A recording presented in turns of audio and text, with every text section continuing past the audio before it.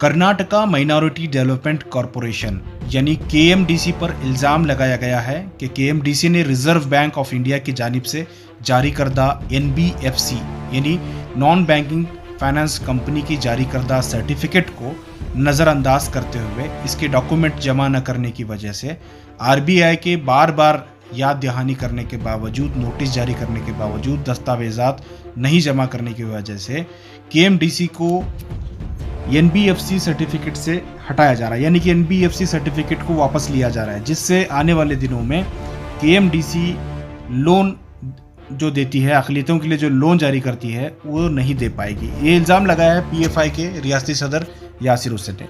यासिर हसन ने कहा है कि केएमडीसी जानबूझकर अक़लियतों को नुकसान पहुंचाने के लिए इस तरह से कदम उठा रही है। आने वाले दिनों में केएमडीसी की तरफ से जो लोन मिलने हैं वो लोन नहीं मिल पाएंगे। आइए जानते हैं यासिर हसन क्या इल्ज़ाम लगा रहे हैं। एक्चुअली देखिए, जो बीजेपी बोलते आ रहा है सबके साथ सबके विकास, लेकिन सबके साथ सबके विकास अगर होता तो अभी रिसेंटली जो केएमडीसी का जो एमबीएफसी का जो स्टेटस को कैंसिल किया गया, तो इसमें साफ तौर पर ये गवर्नमेंट की या बीजेपी हुकूमत के एक डुअल स्टैंडर्ड आप लोगों को एक्सपोज हो रहा है। जो ये प्योरली मुसलमानों के साथ एक डिस्क्रिमिनेशन है, मुसलमानों के साथ में डिस्क्रिमिनेशन किया जा रहा है और मुसलमानों को नज़रअंदाज किया जा रहा है, तमाम जो वेलफेयर जो स्कीम से इनको महरूम किया जा रहा है। तो आप लोग तो कहते हैं कि सबके साथ सबके विकास, लेकिन ये सबके साथ सबके विकास कहाँ है?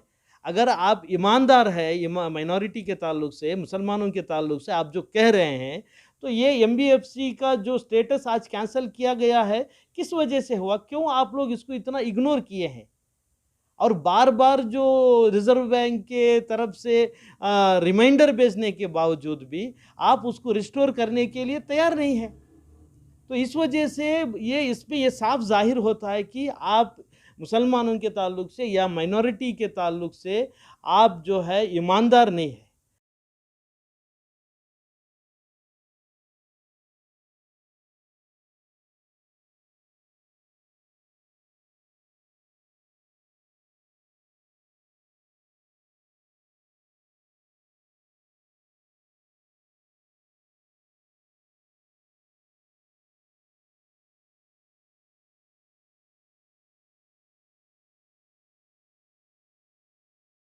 जो ये अवाम में एक रूमर्स फिर रही थी व्हाट्सअप और फेसबुक के इसमें वगैरह ऐसा फिर रहे थे, पेज न्यूज़ में भी आ गया था एक में, क्योंकि आरबीआई का जो भी एनबीएफसी का जो सर्टिफिकेट, जब ये सवाल केएमडीसी के चेयरमैन मुख्तार पठान से पूछा गया तो मुख्तार पठान ने कहा कि एनबीएफसी की सर्टिफिकेट आज भी केएमडीसी के पास मौजूद है और जरूरी दस्तावेजात आरबीआई को दिया जाएगा, लेकिन एनबीएफसी सर्टिफिकेट से केएमडीसी का कोई ताल्लुक नहीं है, उससे कोई फायदा नहीं होता है, क्योंकि जो केएमडीसी का जो फाइनेंस का मामला है वो सिर्फ हुकूमत से है, प्राइवेट इन्वेस्टमेंट इसमें नहीं होता, इस वजह से सर्टिफिकेट लागू नहीं होती है। कुछ भी ये नहीं है। और एक बात बोलता हूँ, हमारी कर्नाटक अल्पसंख्यात अभिवृद्धि निगम जो चल रहा है, ये सरकार के पैसों से, सरकार जब बजट के अंदर अपना फंड रखती है, वो फंड के अंदर शेयर अमाउंट भी रखती है और अदर्स के लिए भी रखती है, वो खर्चे के अंदर हमारा निगम चलता है। इसके अंदर किसी का भी बाहर प्राइवेट फंड किसी का भी हम राइज करके नहीं लेके आते हैं, उसमें घबराने की ज़रूरत नहीं है। सरकार हमें जितना देती है, लास्ट ईयर हमें जितना 55 करोड़ दिया है उतना हम 55 करोड़ खर्च कर रहे हैं। उसके लास्ट ईयर हम 77 करोड़ रुपये दिए थे, 77 करोड़ का हम लोग खर्च कर रहे हैं। उसके लास्ट ईयर हम 125 करोड़ दिए थे, उसका हम खर्च कर रहे हैं। ऐसा हम लोगों को खर्च करना है। कोविड जैसी महामारी के चलते भी हम लोग अपनी काम कर रहे हैं, इसमें कोई घबराने की ज़रूरत नहीं है। आप सभी को मैं आवाम को मैं इतना ये कहना चाहता हूँ, आपको कुछ भी डाउट है तो हमें ऑफिस को आ जाइए। हमारे ऑफिस के अंदर हमारे मैनेजिंग डायरेक्टर हमारे जो नज़ीर अहमद साहब भी है और मैं भी रहता हूँ, हमें मिलिए।